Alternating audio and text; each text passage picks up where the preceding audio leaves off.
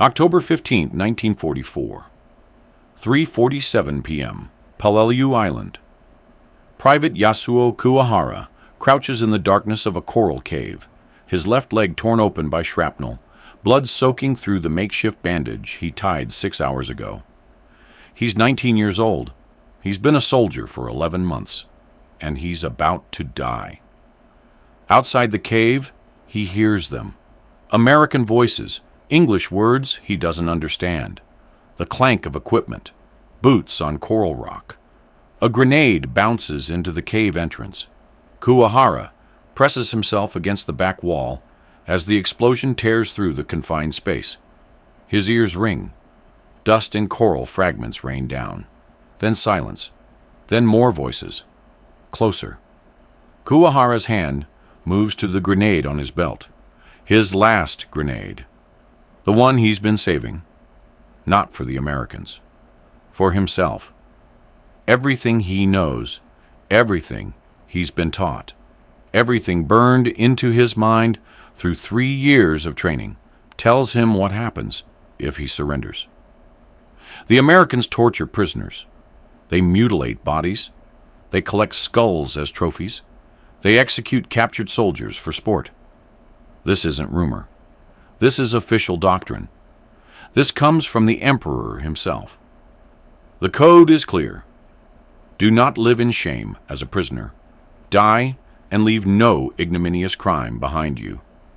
He can pull the pin, hold the grenade to his chest, end it with honor. Or he can surrender. Face whatever horror the Americans have planned. Die slowly, painfully, shamefully. His hand shakes on the grenade. A flashlight beam cuts through the cave's darkness. An American voice shouts something.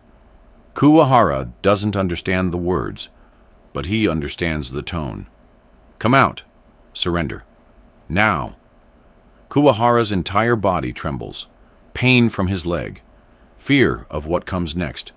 Shame at what he's about to do. He releases the grenade, lets it fall to the cave floor.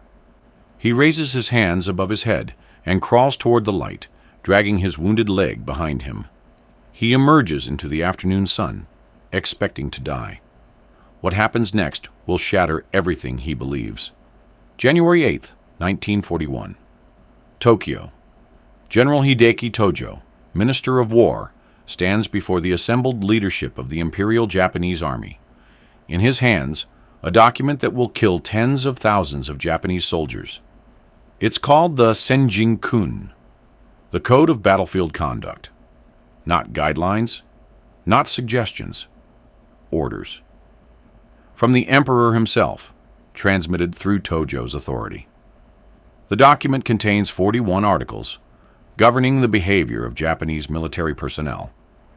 Most deal with tactical matters, discipline, respect for superiors. Article 8 is different. Article 8 deals with surrender. Tojo reads it aloud to the assembled officers. Do not live in shame as a prisoner. Die, and leave no ignominious crime behind you. The meaning is unambiguous. Capture is forbidden. Surrender is prohibited. Death is mandatory. This isn't new philosophy for the Japanese military. The concept flows from Bushido, the way of the warrior, reinterpreted through the lens of 20th century militarism and twisted into something the ancient samurai would barely recognize.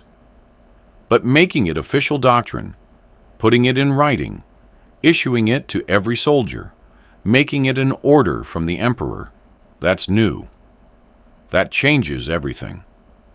Within weeks, copies of the Senjinkun reach every military unit in the Japanese Empire. Every soldier receives instruction on its contents. Many are required to memorize key passages. Article 8 above all others. The propaganda campaign begins immediately.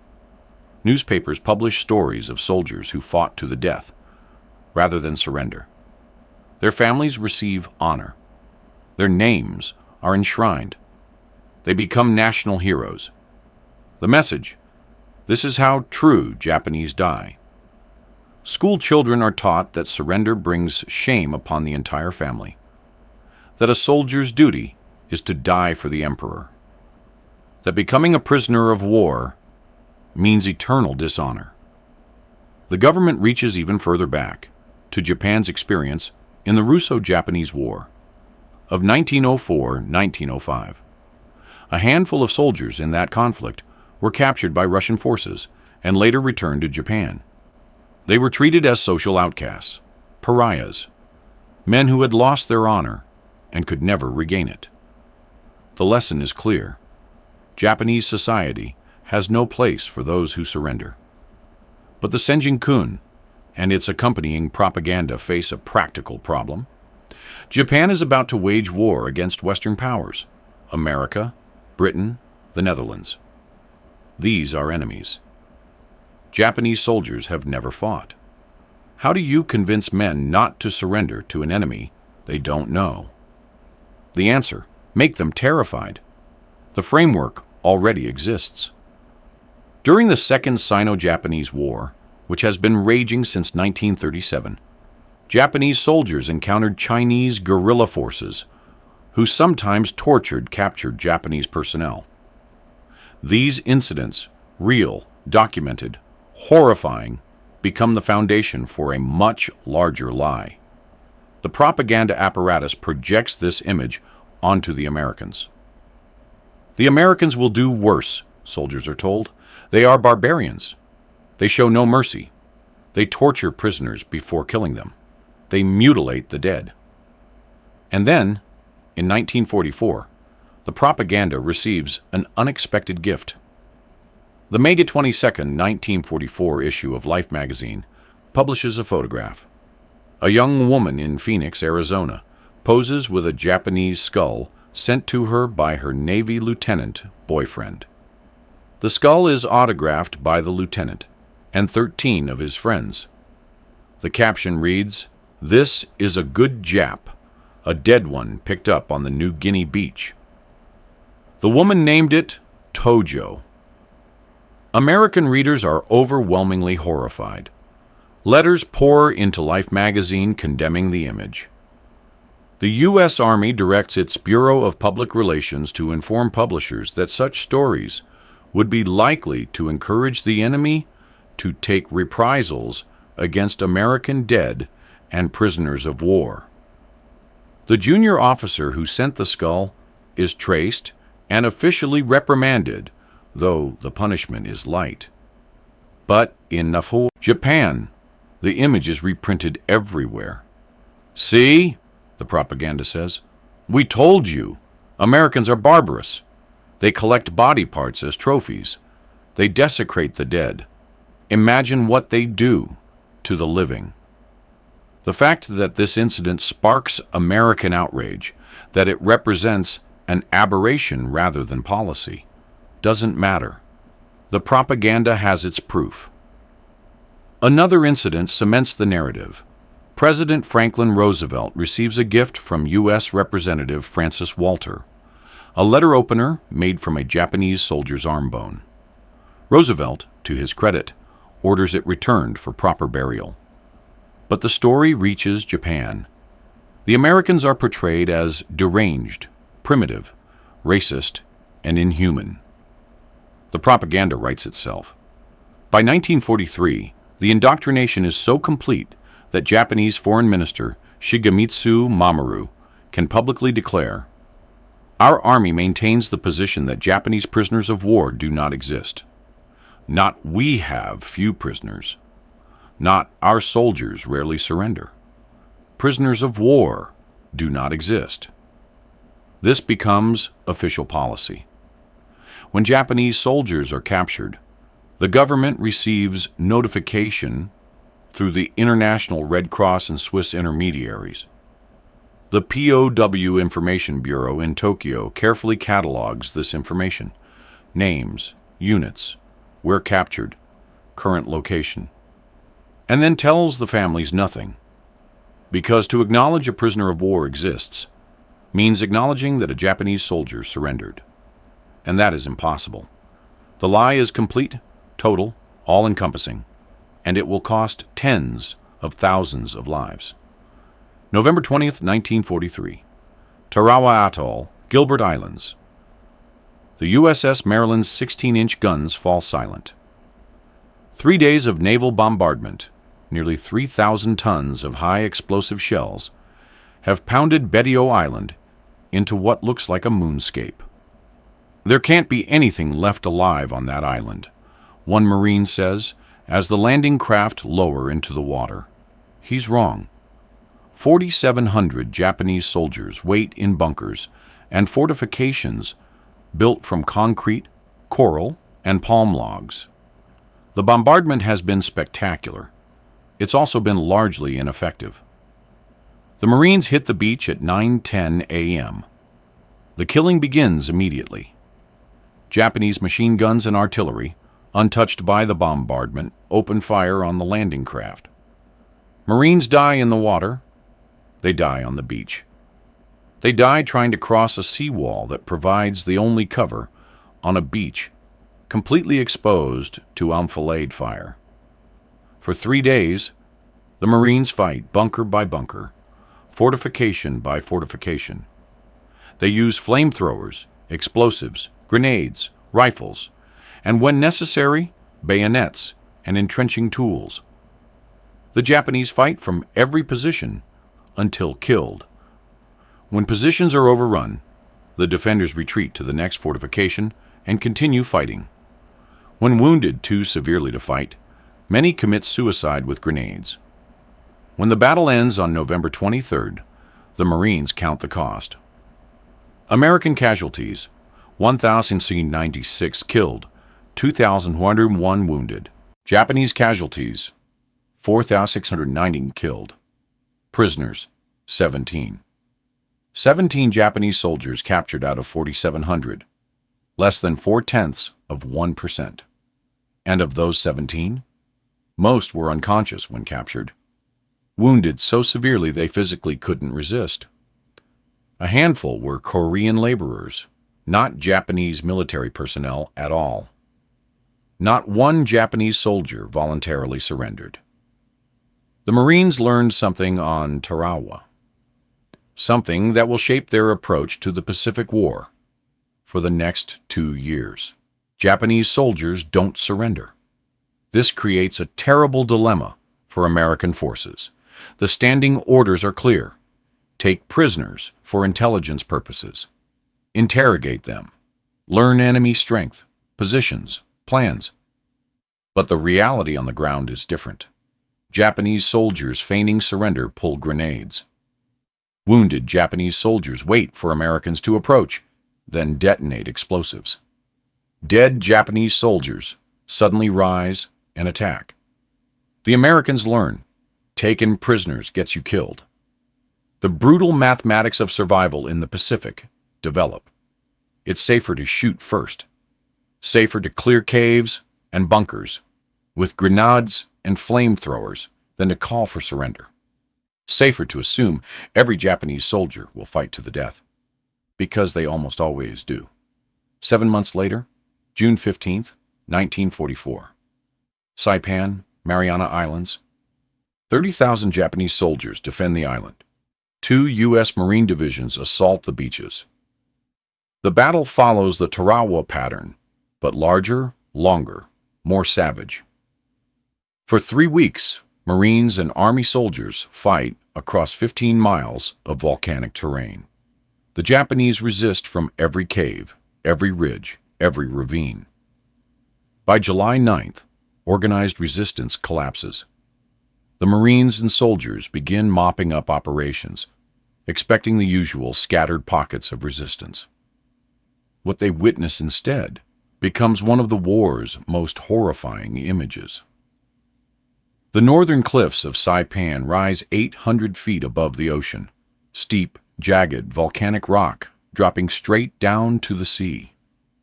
And from these cliffs, civilians jump, mothers with babies, children, elderly, entire families. They hold hands and step off the edge. They throw their children first, then follow. Marines watching through binoculars can do nothing. They're too far away. The cliffs are unreachable. They watch hundreds of people die and cannot stop it. Others drown themselves in the ocean, walk into the surf until the water covers their heads, hold themselves underwater until they drown. Still others use grenades. Families cluster together, father, mother, children, and the father detonates a grenade, killing everyone. The final count: 22,000 civilians die on Saipan, 2/3 of the island's entire civilian population. Why? Japanese soldiers and civilian officials told them the Americans would torture them, rape the women, murder the children, commit atrocities too horrible to name. Better to die by your own hand than fall into American custody. This is the propaganda's perfect victory. Not just military personnel believe the lie. The entire population, civilians who have never received military training, who have never taken an oath, who have no tactical reason to die, they believe it too. Mothers kill their own children because they believe American soldiers are monsters. And the tragedy is this: American forces are trying to save them. Loudspeakers broadcast in Japanese, pleading with civilians to surrender. They'll be safe. They'll be fed. They'll be cared for. No one believes it. The indoctrination is complete, total, catastrophic. The Americans watch in horror as hundreds of people die who didn't have to, who could have simply walked down from the cliffs and lived. The propaganda has won. But even as Saipan's civilians die by the hundreds, something else is happening. Something the Japanese government doesn't want to acknowledge.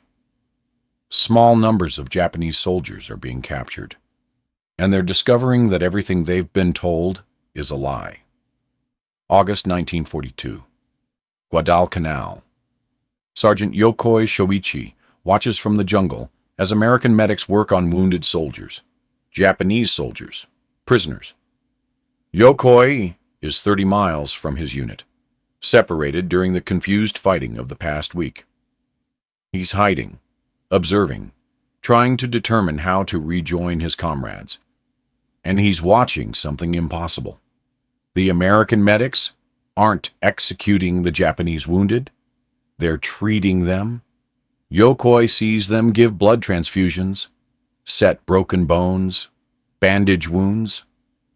One American medic carefully removes shrapnel from a Japanese soldier's shoulder, working with concentration and care. The Japanese prisoner is conscious, clearly in pain. The medic gives him something, probably morphine, and the prisoner's face relaxes. The medic continues working. Yokoi watches for 2 hours. Not once do the Americans mistreat the prisoners. They handle them the same way they handle their own wounded, carefully, professionally, with concern for minimizing pain. This doesn't match what Yokoi has been taught at all. But Yokoi doesn't surrender. The indoctrination runs too deep. He disappears back into the jungle. He'll remain in hiding for 28 more years, finally surrendering in 1972, one of the last Japanese holdouts. But even Yokoi, who refuses to surrender for 3 decades, knows what he saw. The Americans didn't execute prisoners. They saved them.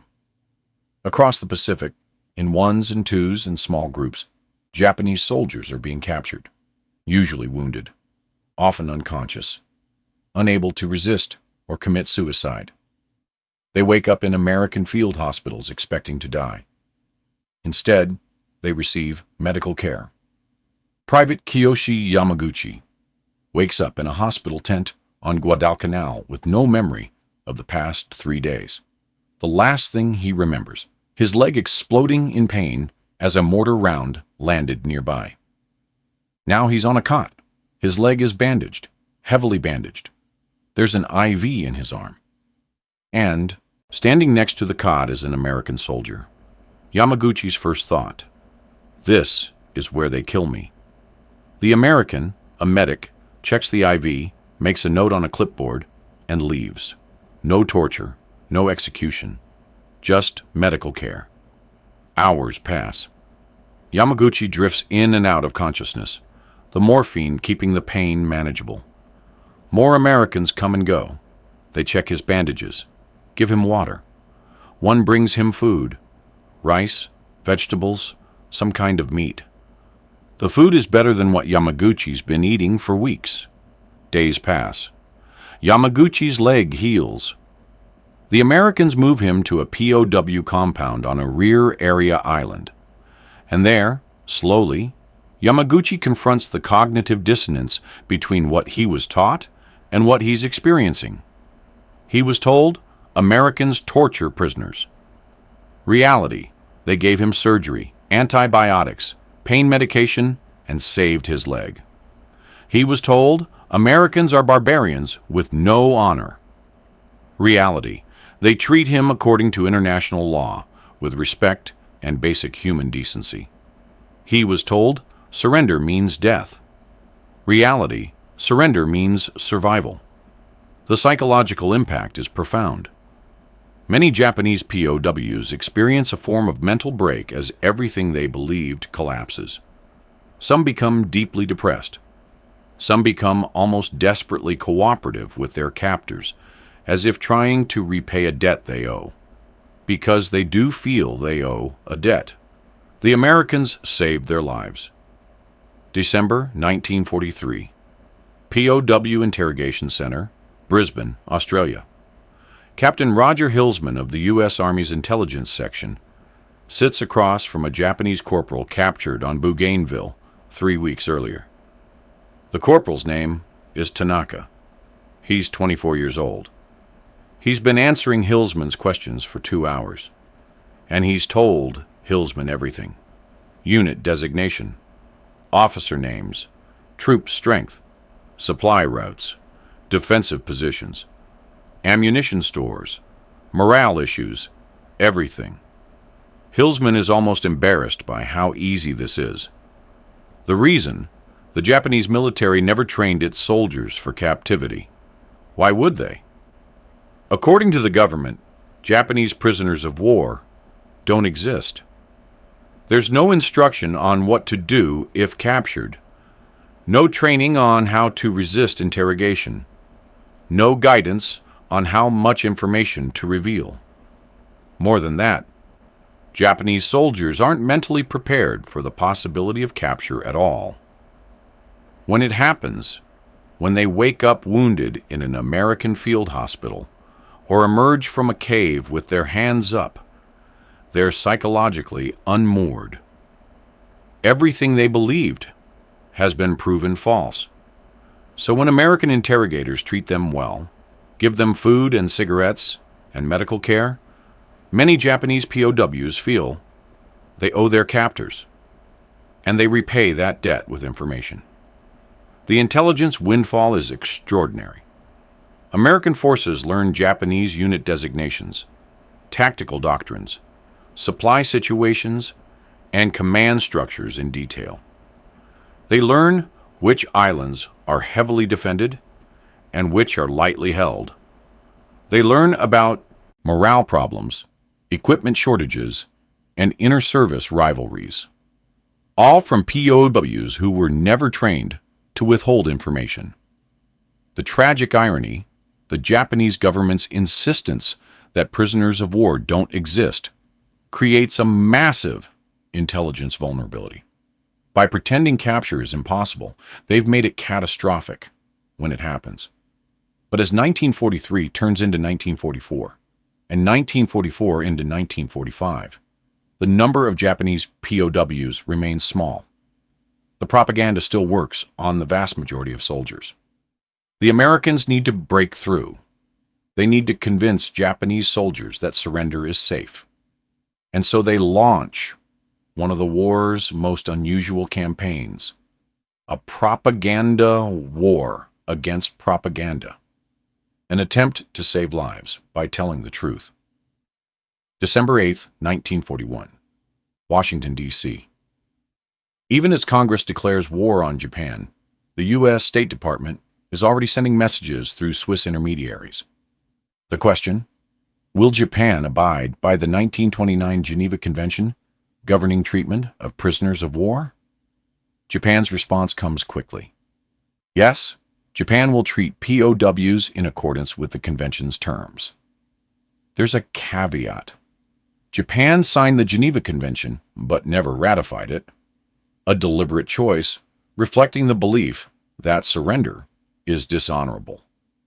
But they promised to follow it anyway. Within months, it becomes clear that promise is worthless. Reports filter back through neutral intermediaries. American POWs forced on death marches, starved, beaten, denied medical care, forced into slave labor. The U.S. government faces a choice. They can retaliate. Treat Japanese POWs the same way Americans are being treated in Japanese camps. Or they can follow the Geneva Convention regardless. They choose the convention, not out of altruism, out of cold calculation. If America mistreats Japanese POWs, Japan has justification for even worse treatment of American prisoners. The spiral of retaliation serves no one. More importantly, if Japanese soldiers believe Americans follow the rules, more might surrender. More American lives saved. More intelligence gathered. Shorter war. The math is brutal but clear.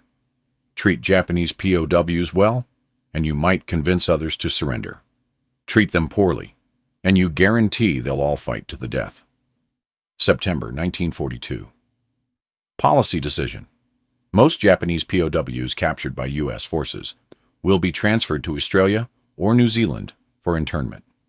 Reasons: keeps them far from combat zones. Reduces security concerns. Australia and New Zealand have available land and facilities.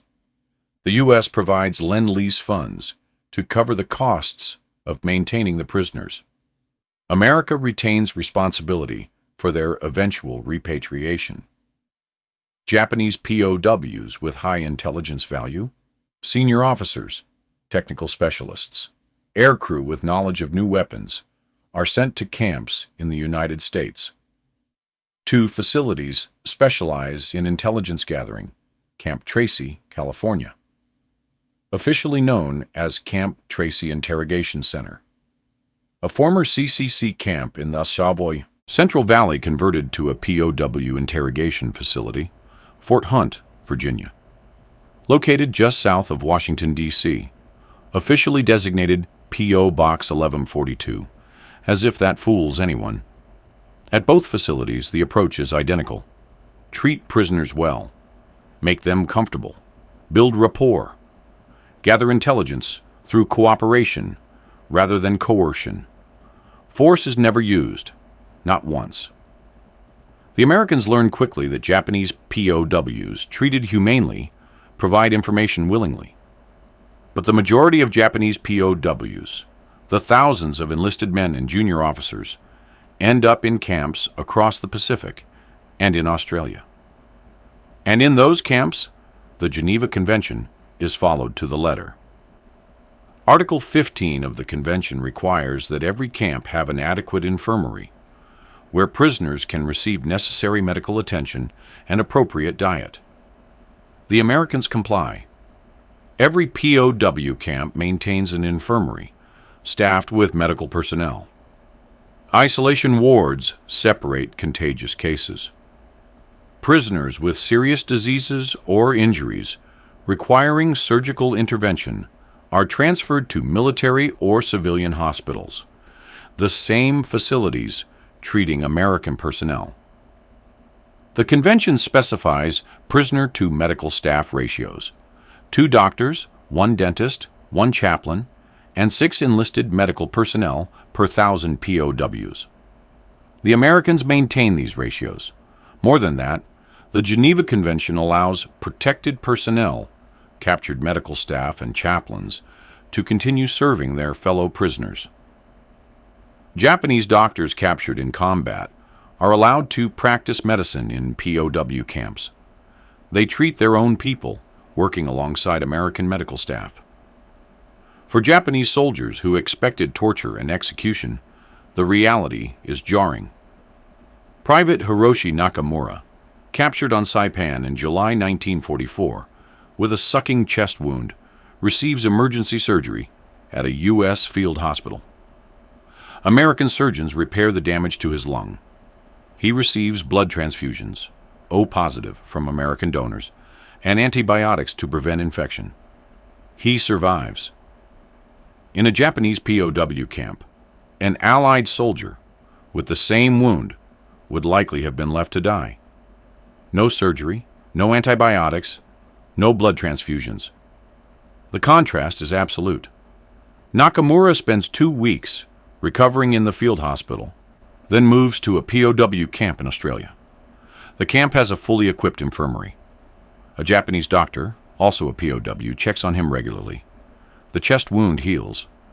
Nakamura survives the war and returns to Japan in 1946. He weighs more at repatriation than he did when captured.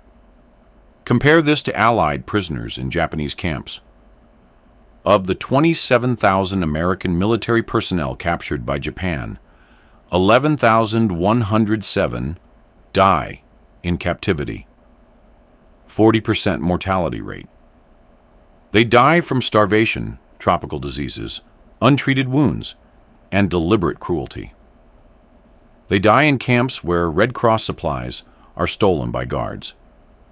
They die on hell ships, unmarked transport vessels, where hundreds of men are crammed into cargo holds without food, water, or ventilation.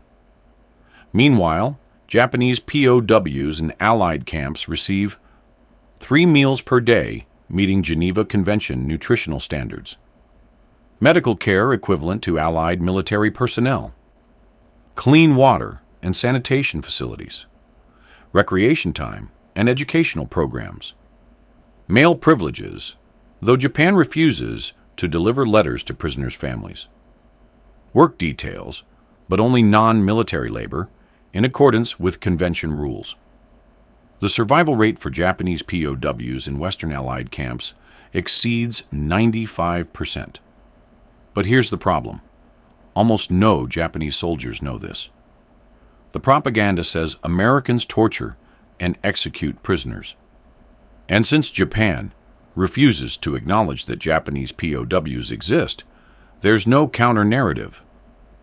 Japanese soldiers fighting on islands across the Pacific have no idea that 40,000 of their comrades have surrendered and are being treated well. The Americans need to change that. They need to weaponize the truth. March 1943. Psychological Warfare Section, Allied Forces, Southwest Pacific Area. Captain Sidney Mashbeer has a problem. Mashbeer commands the Allied Translator and Interpreter Section, hundreds of Nisei, second-generation Japanese Americans, who speak fluent Japanese. His translators interrogate prisoners, translate captured documents, and provide intelligence support. But Mashbeer wants to do more. He wants to save American lives by convincing Japanese soldiers to surrender. The problem: Japanese soldiers don't believe American leaflets. Mashbeer's teams have been dropping standard surrender appeals for months. Safe conduct passes.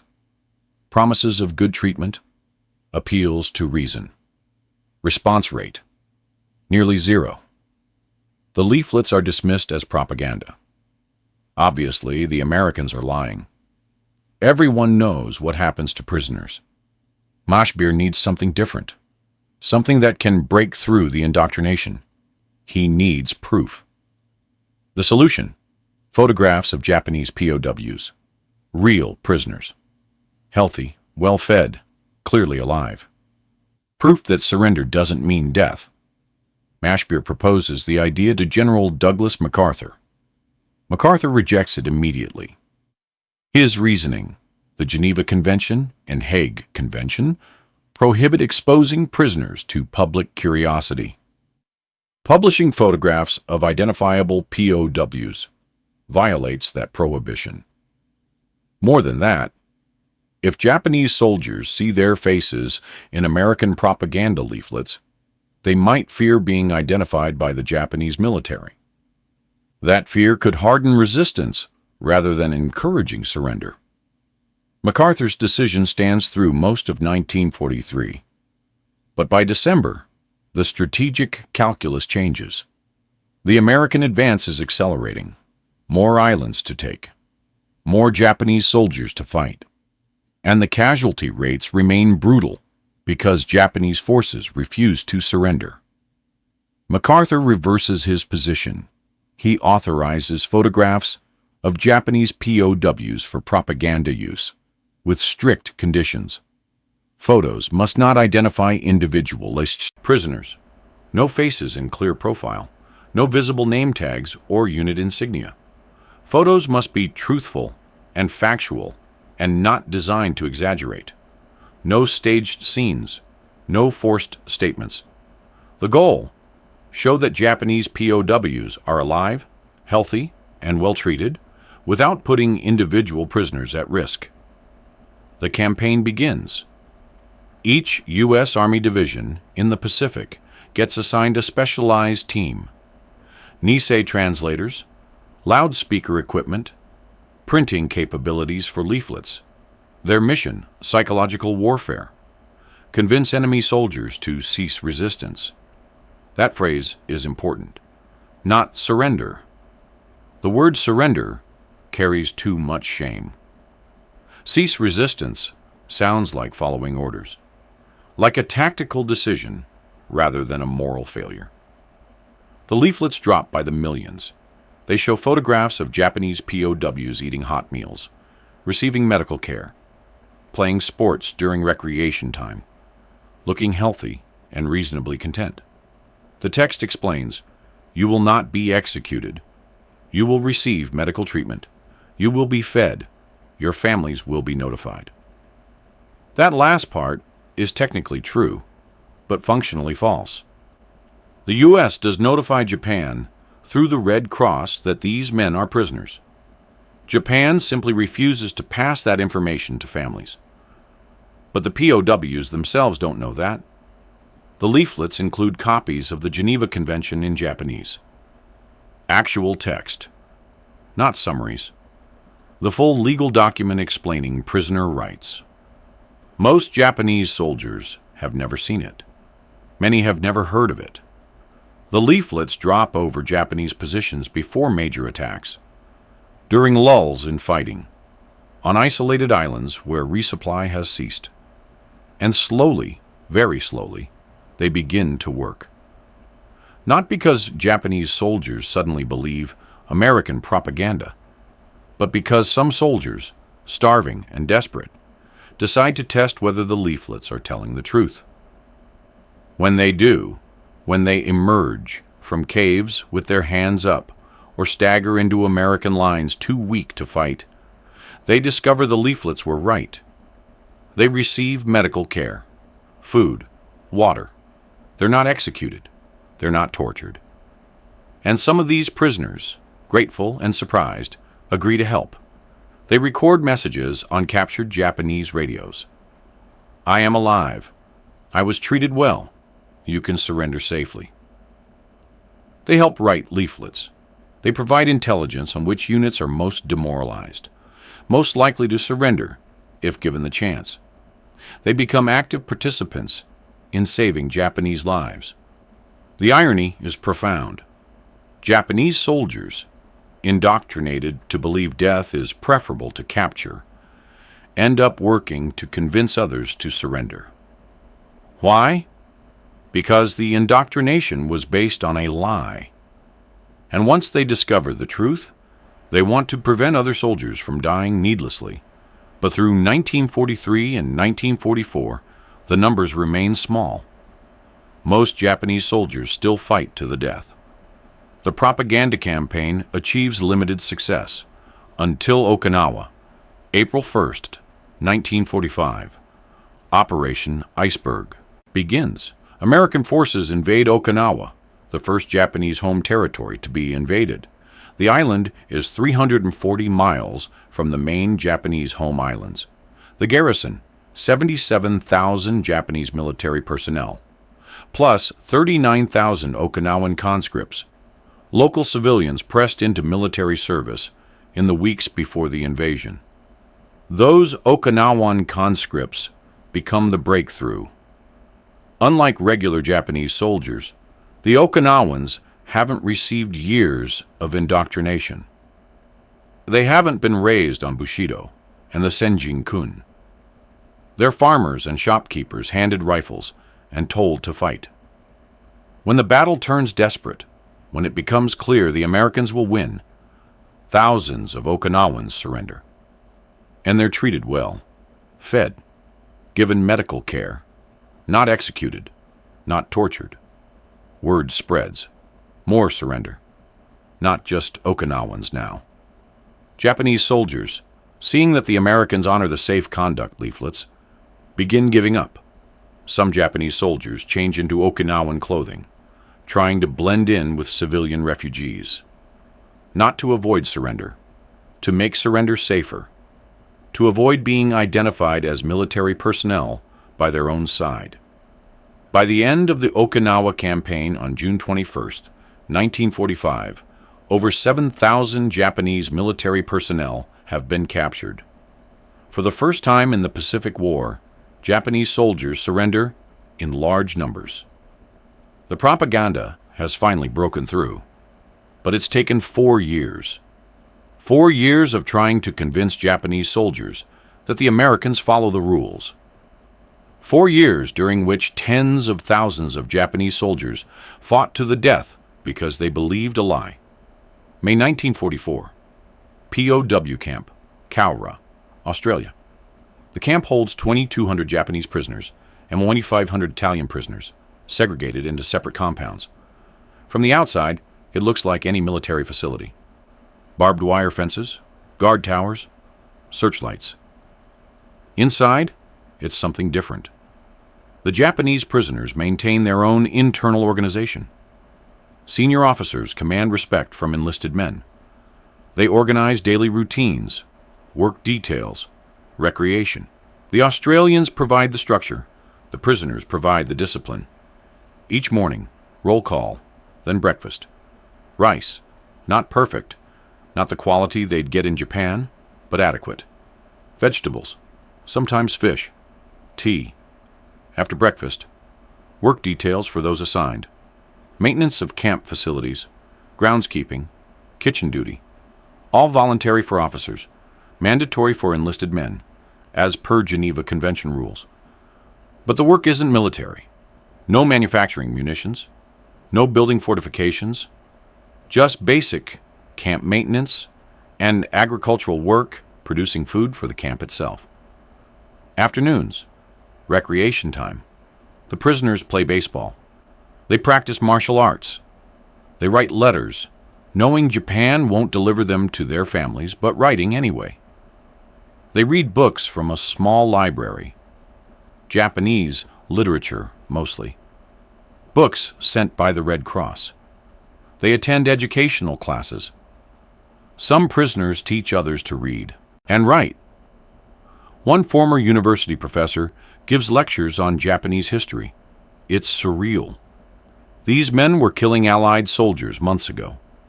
Now they're playing baseball and attending lectures. The medical care is routine but comprehensive.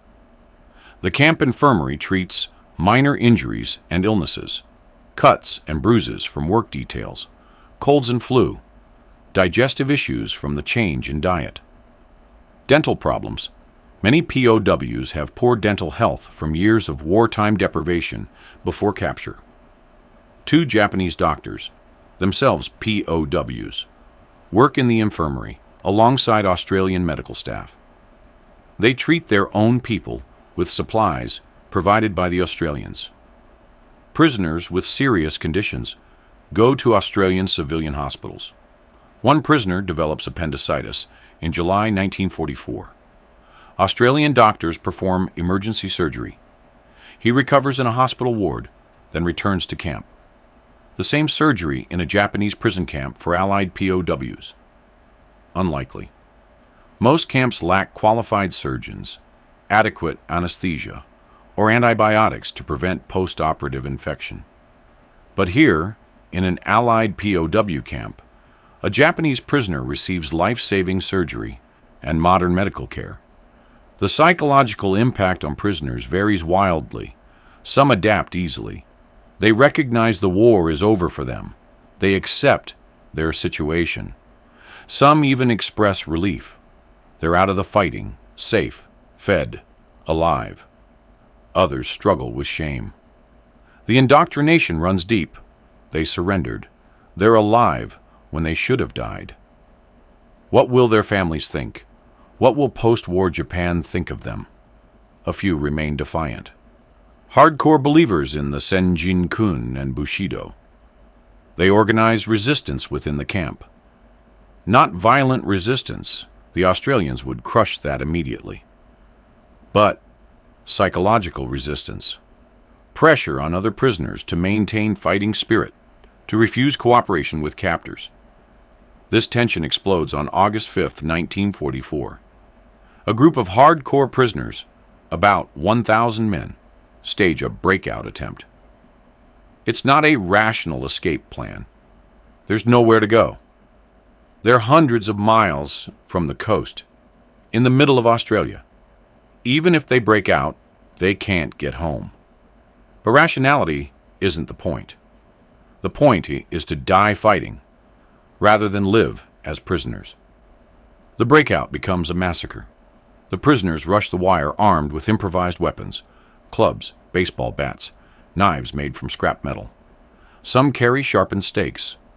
The Australian guards open fire. When it ends, 234 Japanese prisoners lie dead. Another 108 are wounded. 4 Australian guards are killed. The breakout attempt fails completely. But for the hardcore prisoners who participated, that wasn't the goal. The goal was death, and many of them achieved it. The Cowra breakout becomes the only major uprising at a POW camp holding Japanese prisoners during the entire war. Most camps experience no violence.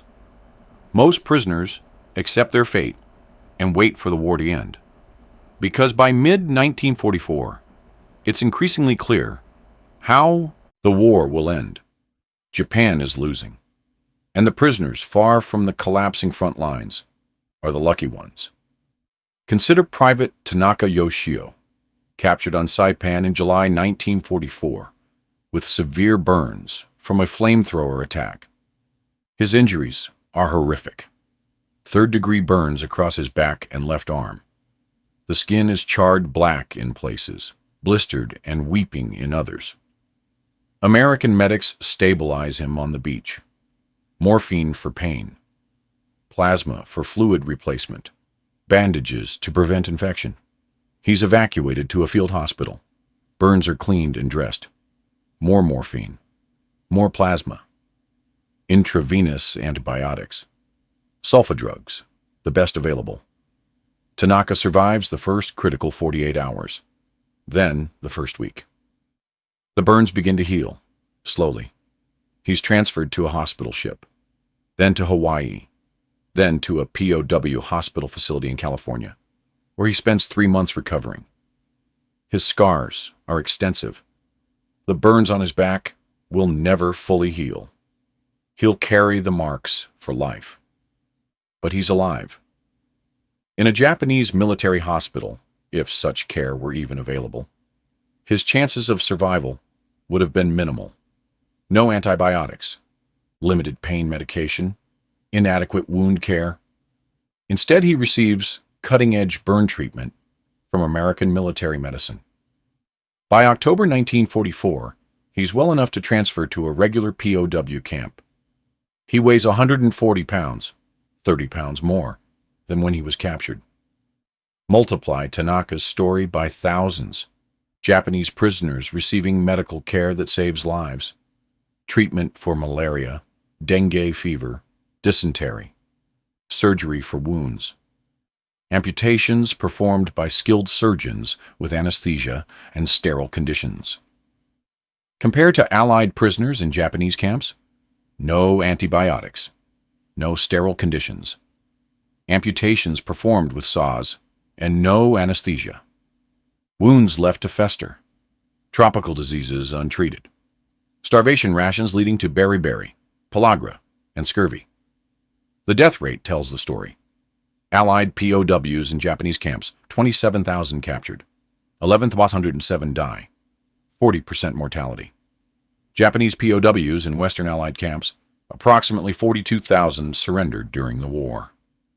Survival rate exceeds 95%. The contrast is absolute, undeniable, devastating. One military follows the Geneva Convention. The other treats prisoners as subhuman. But here's the final bitter irony. Most Japanese soldiers never learn this. They die believing the propaganda. They fight to the last man, thinking capture means torture and death, when the truth is exactly the opposite. Surrender means survival. The lie kills tens of thousands. And the tragedy is, those deaths were preventable. August 15th, 1945. Noon, Tokyo. Emperor Hirohito's voice crackles over radio sets across the Japanese Empire. Most Japanese civilians have never heard their emperor speak. His voice is thin, reedy, formal. He uses court Japanese, archaic, ceremonial language that many listeners barely understand. But the message is clear enough. Japan surrenders. The war situation has developed not necessarily to Japan's advantage. That's the closest the emperor comes to admitting defeat. He instructs all Japanese military forces to lay down their arms, to accept the terms of the Potsdam Declaration, to stop fighting immediately. Across the Pacific, on dozens of islands and in jungles and fortified positions, Japanese soldiers hear the broadcast. Some weep. Some refuse to believe it's real.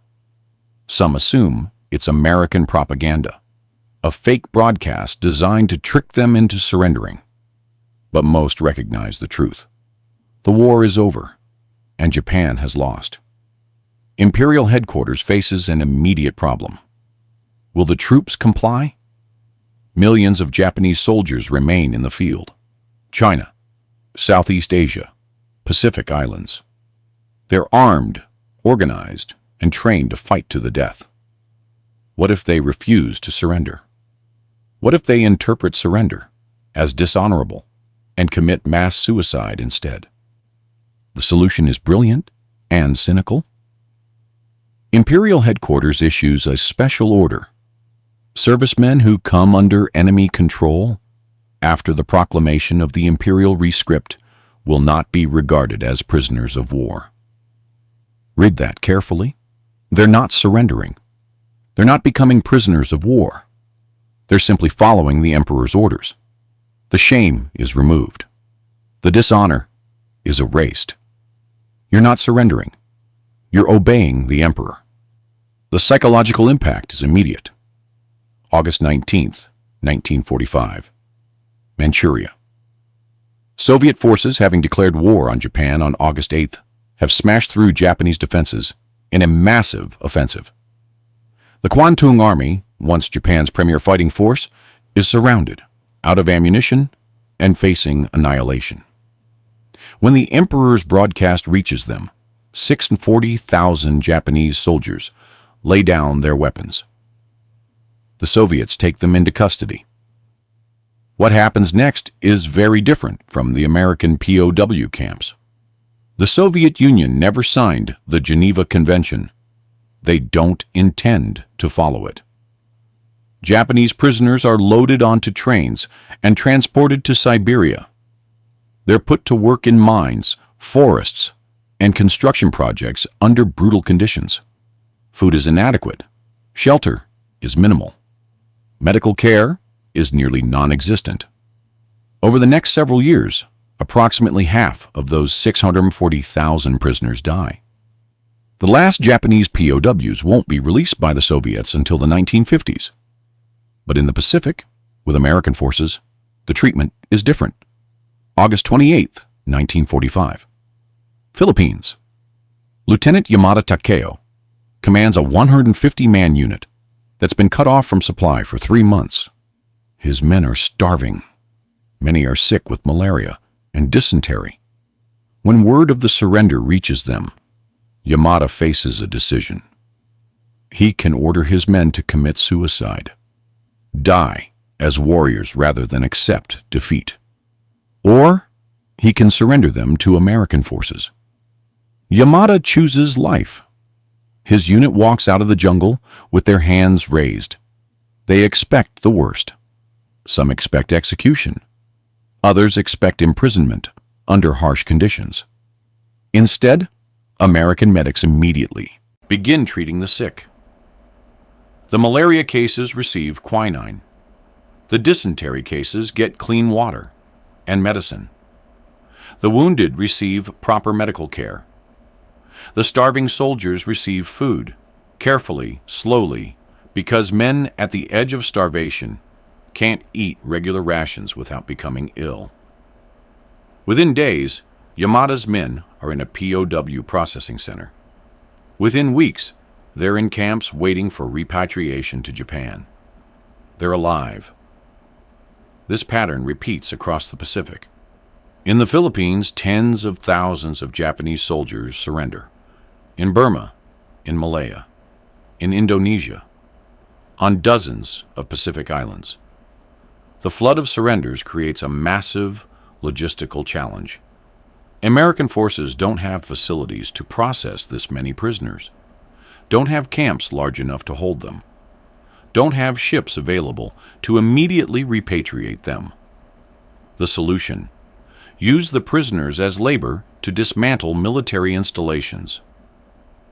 This is permitted under the Geneva Convention. POWs can be required to work as long as it's not directly supporting the war effort. Since the war is over, using POWs to dismantle bases and clear facilities doesn't violate the convention. Until late 1946, the United States retains nearly 70,000 Japanese POWs working in the Philippines, Okinawa, Hawaii, and across the Central Pacific. They're housed in camps, fed, paid small wages, guarded, but not harshly treated. The British retain even more, 113,500 Japanese prisoners in Southeast Asia, employed in similar work. They won't be fully repatriated until 1947. The delay frustrates prisoners eager to return home. But it's not mistreatment. It's logistics. Moving hundreds of thousands of men across the Pacific requires ships, processing facilities, and coordination with Japanese authorities. It takes time. But one group of Japanese soldiers refuses to surrender: the holdouts. August 1945. Lubang Island, Philippines. Lieutenant Hiru Onoda receives orders from his commanding officer: conduct guerrilla operations. Never surrender. Under no circumstances take your own life. When American forces invade, Onoda retreats into the jungle with 3 other soldiers. They see the leaflets dropped by American planes announcing Japan's surrender. They don't believe it. Obviously propaganda. The great General Yamashita would never surrender. This is an American trick. They stay hidden. Months pass, years, decades. One soldier surrenders in 1950. The other 2 are killed in firefights with Filipino police in 1954 and 1972. Onoda remains. In February 1974, a Japanese adventurer named Norio Suzuki travels to Lubang specifically to find Onoda. After 4 days of searching, he succeeds. Suzuki asks Onoda why he never surrendered. Onoda explains he's waiting for his commanding officer to return and formally relieve him of duty.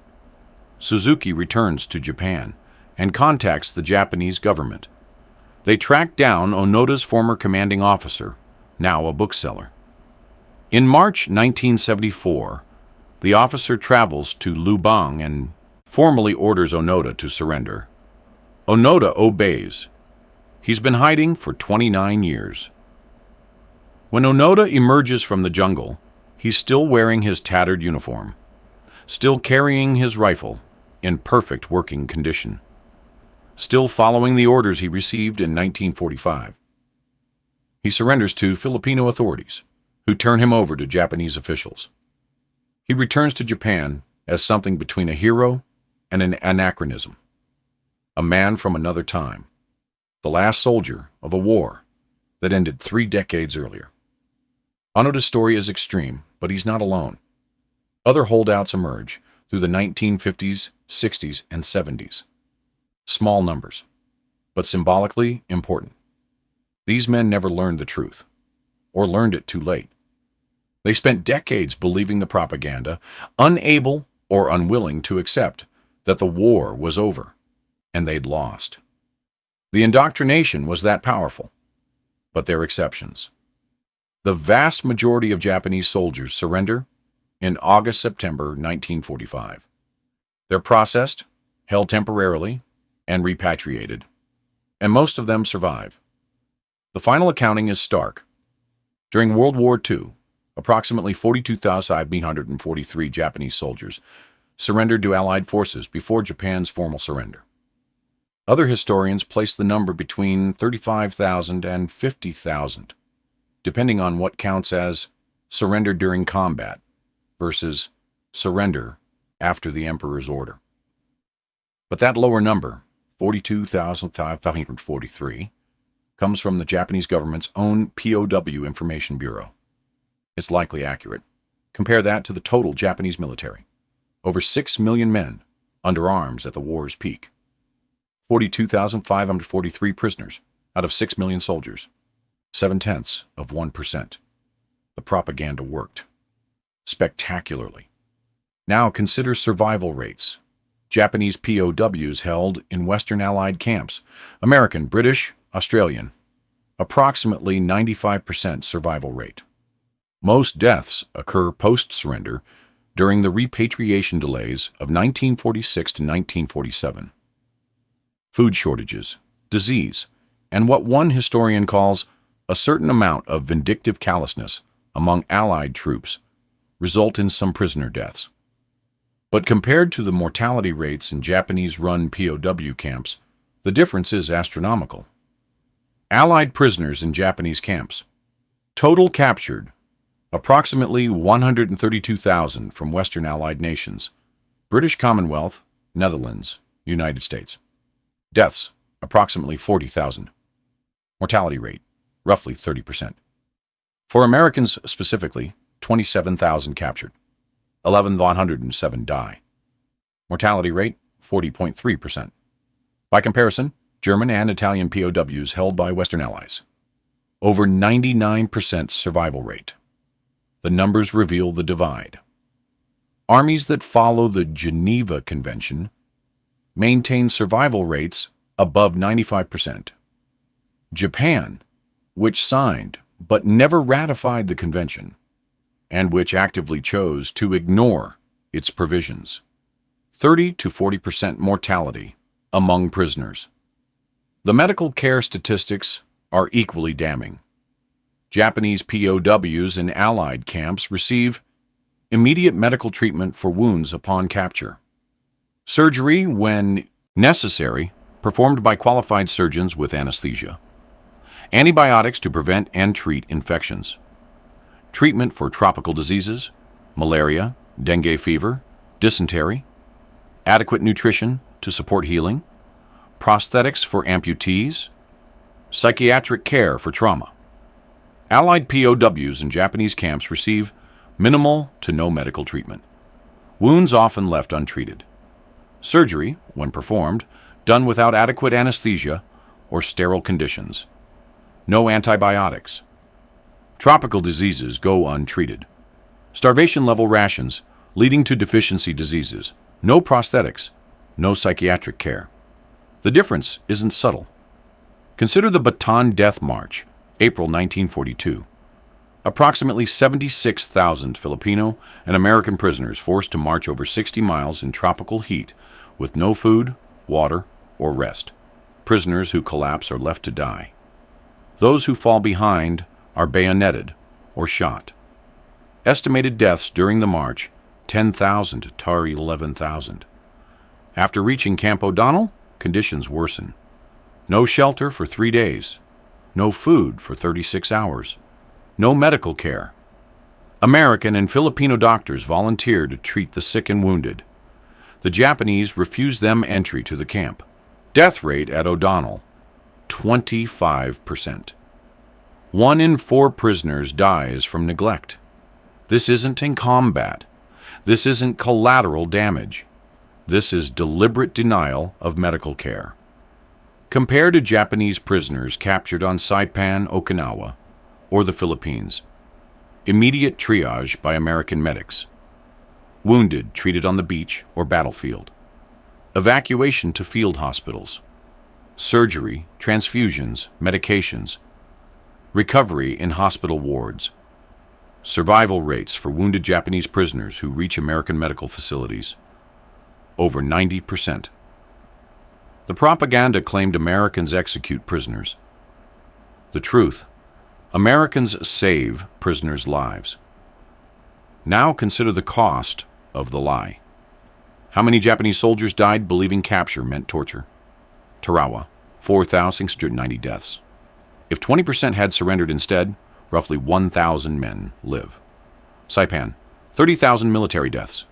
If even 10% surrender, 3,000 men survive. Iwo Jima, 19,000 of 22,000 defenders die. Only 216 captured, mostly wounded and unconscious. If 5% surrender, instead of fighting to death, 1,000 men survive. Okinawa, 77,000 Japanese military personnel. Approximately 7,000 surrender. The highest number of any Pacific battle. But 70,000 still die.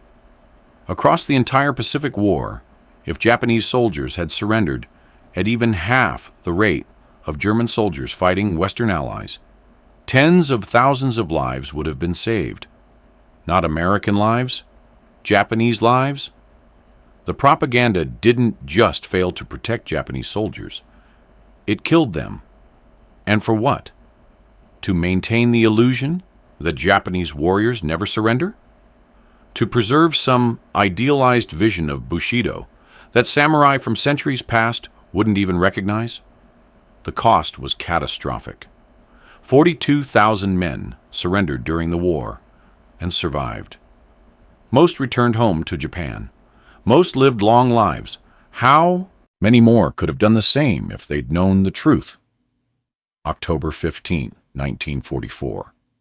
Paows Island. We return to where we began. Private Yasuo Kuwahara emerges from the cave with his hands raised, expecting to die. The American Marines see him immediately.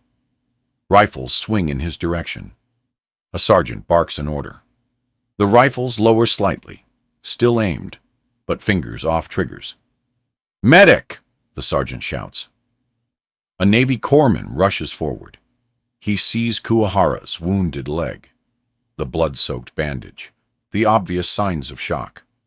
"Get him down," the corpsman says. "Carefully." The Marines help Kuwahara lie flat. The corpsman cuts away the makeshift bandage. The wound is bad. Shrapnel has torn through the calf muscle. The bleeding has slowed but hasn't stopped. Signs of infection are already visible. The corpsman works quickly. Sulfa powder to prevent infection. A proper pressure bandage. Morphine for the pain. "We need to get him to battalion aid station," the corpsman says. "This leg needs surgery." Kuwahara doesn't understand the English words, but he understands what's happening. They're treating him, not executing him, not torturing him, treating him. The cognitive dissonance is overwhelming. 2 Marines carry Kuwahara on a stretcher to the battalion aid station, a cluster of tents a half-mile from the front lines. A doctor examines the leg. "Needs debridement and probably a fasciotomy. Get him prepped." 90 minutes later, Kuwahara wakes from anesthesia. His leg is heavily bandaged. It hurts, but a different hurt than before. Clean pain, surgical pain. The leg is saved. Over the next 2 weeks, Kuwahara recovers in a field hospital. American doctors check on him daily. The infection clears. The wound begins to heal. He receives 3 meals a day: rice, vegetables, meat. More food than he's seen in months. A Japanese-speaking Nisei translator visits, explains what's happening, asks if Kuwahara has any questions. Kuwahara asks the only question that matters. Why aren't you killing me? The translator looks surprised. Why would we kill you? You're a prisoner of war. We follow the Geneva Convention. Kuwahara doesn't know what the Geneva Convention is, the translator explains. For Kuwahara, it's like learning the sky is actually a different color than he's been told his entire life. Everything he believed, every piece of training, every propaganda message, every warning from officers, was false. The Americans don't torture prisoners, they save them. In November 1944, Kuwahara transfers to a POW camp in Hawaii. He spends the rest of the war there, waiting. When Japan surrenders in August 1945, he feels relief. The war is over. He survived. He returns to Japan in March 1946, part of a repatriation shipment of 3,000 POWs. He's one of approximately 42,000 Japanese soldiers who surrendered during the war and lived. The aftermath for Japanese POWs is complicated. In the immediate post-war years, returned prisoners face social stigma. They surrendered. They lived while others died. Some families view them with shame. But gradually, Japanese society changes. The propaganda's grip loosens. People recognize that survival isn't dishonorable. By the 1960s and 70s, historians begin interviewing former POWs. The stories they tell are remarkably consistent. I expected to be tortured. I was treated humanely. They gave me medical care that saved my life. The propaganda was completely wrong. I was shocked by how well they treated us. One former prisoner, interviewed in 1985, puts it simply, we were told Americans were devils. Instead, they were the ones who acted human. Another, we were told we would die with honor. Instead, we lived with shame we didn't deserve. The shame is the tragedy. These men survived. They came home. They lived full lives. But for years, decades in some cases, they carried guilt for being alive.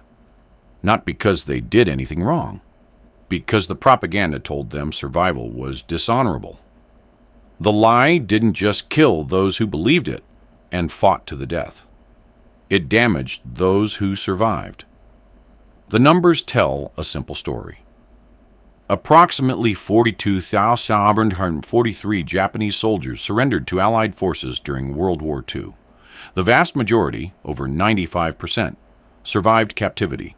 They received medical care, food, shelter, treatment according to the Geneva Convention. Most returned home to Japan in 1946-1947. Meanwhile, 140,000 Allied soldiers were captured by Japanese forces. Approximately 30 to 40% died in captivity. They died from starvation, disease, neglect, and deliberate cruelty. The contrast is absolute. One military followed international law. The other created hell on earth. But here's the deeper tragedy. Hundreds of thousands of Japanese soldiers died believing a lie. They fought to the death on Tarawa, Saipan, Iwo Jima, Okinawa, and dozens of other islands, convinced that surrender meant torture and execution. The truth was exactly opposite.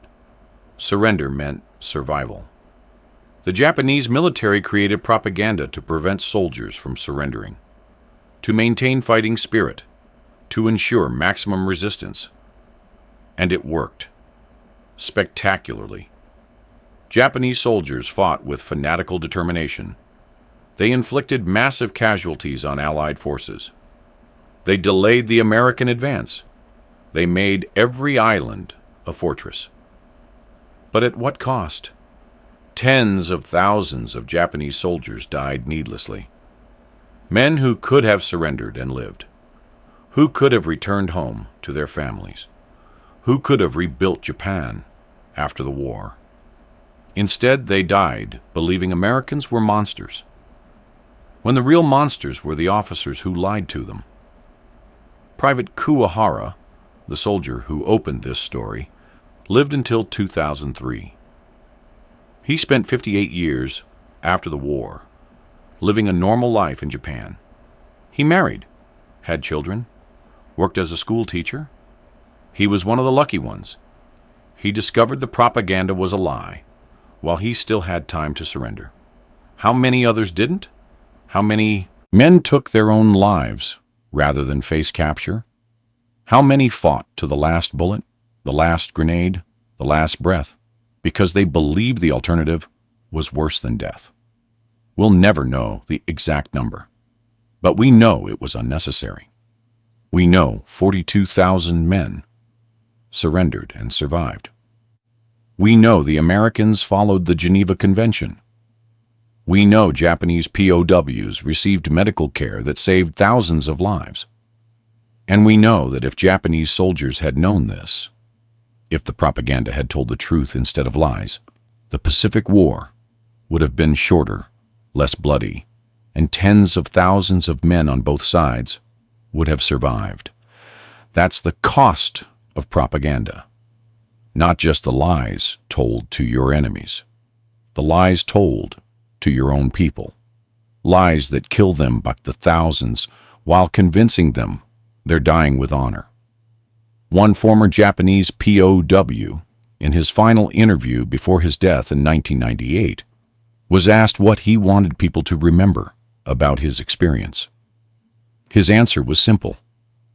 Tell them we were lied to.